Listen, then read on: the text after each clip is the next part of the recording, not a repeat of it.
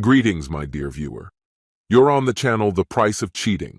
The channel is for those who appreciate traditional family values and condemn adultery. So be sure to subscribe to the channel. Let's get started. Maintaining a balance between my attachment to two men is quite a challenging task, but I'm managing it. One lives on the East Coast, the other on the West, and neither knows about the other, thanks to my careful control of the situation. There's enough room in my heart for both of them, and my job makes this easier.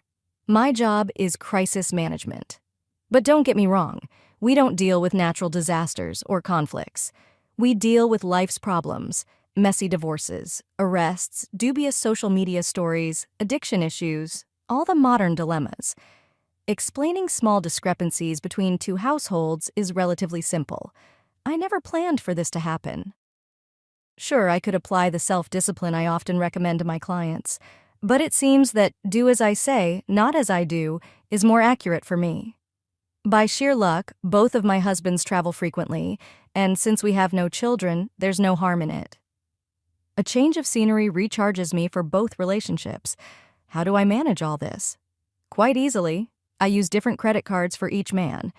Now, as I'm flying to California, I have Steve's cards with me.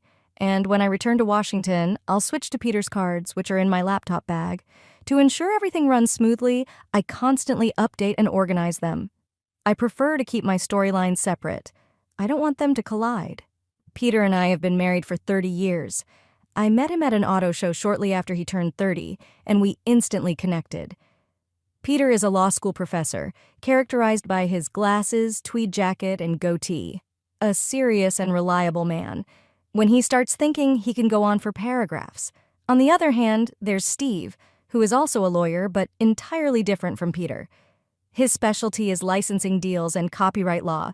He embodies energy and spontaneity, always throwing out ideas just to see them take shape. On our wedding day, he didn't even wear a tie, and that was fine since it was just a fun ceremony. We were together for 2 years before the wedding, and now we've been married for 10 years.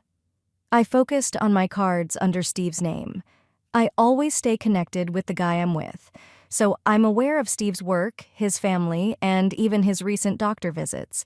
He's also deeply involved in local political matters. I spent half an hour organizing my files to get everything in order. But after finishing reading, I dozed off. Imagine my surprise when, after the flight landed, I saw Peter waiting for me at the terminal. I was stunned. My husband from the East Coast, not from California. He was supposed to be in New York at a conference. Suddenly, it felt like my two worlds were about to collide. "Surprise," he said with a broad grin, wrapping me in a strong embrace. "Why are you here?" I asked, trying to regain my composure. "I wanted to see you and say goodbye in person." "Goodbye? Oh, you already found her?" At that moment, my husband from California, Steve, approached me from behind. I nearly jumped out of my skin. Steve offered Peter his coffee, and Peter remarked, "You've got great taste in guys, Cheryl." Steve and I have a very good relationship. I seemed to be in shock. "You've got quite a few men in your life, dear, so I decided to introduce you to two more, Bob and Larry." Bob approached me hesitantly, while Larry grinned cheekily. As soon as they got close enough for me to notice, Bob handed me an envelope and whispered something I couldn't catch, while Larry snapped a photo. And then they promptly turned and left. Peter smiled at me wistfully. "I had the thought of sending the divorce papers to your home, but then I thought, why not? After all, I've never been to Hawaii." Deciding to save up for the trip, I wanted to have a personal chat with Steve. Before this, we'd already been talking on the phone for quite some time. Then Steve said, "I have the key to the storage room where I put all your stuff." He handed me the key, and I was speechless, staring at both of them. "But how?" Peter asked, sensing my unspoken question. "It's simple. I came across your cards." The situation was unfolding in a thrilling and confusing way. Finding Steve was very easy. I work for the Department of Justice, so I can't be considered completely uninformed. Rather, I'm prone to being overly trusting. I've never been particularly skilled in this regard. They gave each other a friendly hug, shook hands firmly, and then turned to leave, leaving me speechless and bewildered. My double life had come to an end. I had been found out. and what lies ahead is terrifying to imagine. Now, I have neither a home on the West Coast nor on the East. I can't even begin to imagine where to seek help and support. This concludes the story. If you like it, then put your powerful like and subscribe to the channel. Greetings, my dear viewer. You're on the channel The Price of Cheating. The channel is for those who appreciate traditional family values and condemn adultery.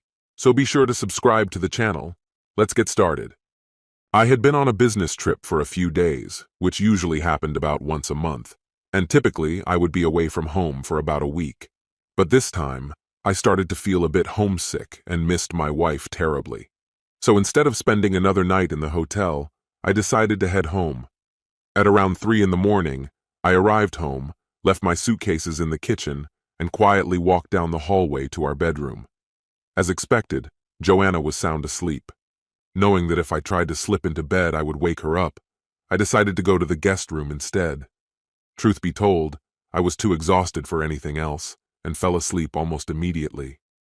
When I woke up, the delightful aroma of coffee and bacon filled the air. After taking a shower, I headed to the kitchen where Joanna was busy. "Hey, honey," I greeted her. She almost jumped in surprise. "When did you get back?" she asked. "Around 3 in the morning," I replied. I felt hungry. After I sat down at the table, she made some scrambled eggs and reheated the bacon that was already prepared. Bacon for breakfast had always been my favorite, but then she seemed a bit flustered. "Why did you sleep in the guest room?" she asked. "I didn't want to disturb you. I really needed a good night's sleep," I replied, and it seemed like a reasonable explanation. "By the way, when did you ask him to leave this morning?" Her head dropped and she seemed at a loss for words. Did she really think I hadn't noticed the man in her bed when I came home? Seeing him there surprised me, but I figured she assumed I would stick to my usual routine and return only later in the day. "Right away, as soon as I realized you were home. Darling, I'm so sorry. I just had a bit to drink, and tonight I need to go to the city to finalize a few contracts and take care of some things. We'll discuss this later. Honey, maybe we should hurry. See you soon, Joanna." I went to the city, stopped by the office to drop off some documents, and received some praise from the management. They were surprised to see me so soon and didn't mind my early departure. After finishing up my errands, I headed home, where a visibly anxious Joanna was waiting for me. "Can we talk now? The lawn needs to be mowed and there are some weeds to pull out. I assure you we'll talk soon, but first I need to take care of a few things." I went to the garage, started the lawnmower, and spent the next couple of hours cutting the grass. After that, I pulled out some weeds, annoying plants. In the evening, when I returned to the guest room, Joanna begged me to sleep with her in our bed. "I'm not sleeping in that bed anymore, but I appreciate you changing the sheets." The guest room only had a single bed, and there was no space for her, so reluctantly, she returned to her own room for the night. The next morning, Joanna made breakfast again, and as I had done every day for the past 39 years, I kissed her goodbye. She warmly received the kiss. That day was typical. I handled incoming orders from clients and dealt with the office drama that had unfolded while I was away. But this time, nothing particularly remarkable happened. Over dinner that evening, Joanna grew concerned again and finally expressed her feelings. "Darling, we really need to talk about what happened. I'm worried that you're avoiding the topic." I reassured her, "Joanna, we'll talk soon. I swear. Now's not the time, okay? Trust me." I headed to the guest room, and she casually mentioned that a new bed had already been ordered and would be delivered in 2 days. In response, I just smiled and walked into my room. The next morning, which was a Saturday, Joanna fully immersed herself in breakfast, preparing a more elaborate feast than usual. The morning calm was suddenly interrupted by a knock on the door. Joanna opened the door, and I stood behind her.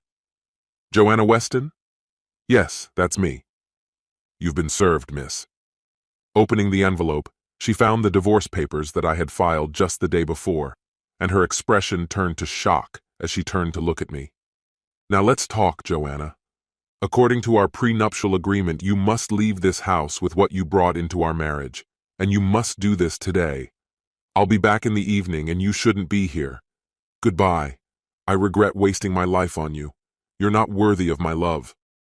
This concludes the story. If you like it, then put your powerful like and subscribe to the channel.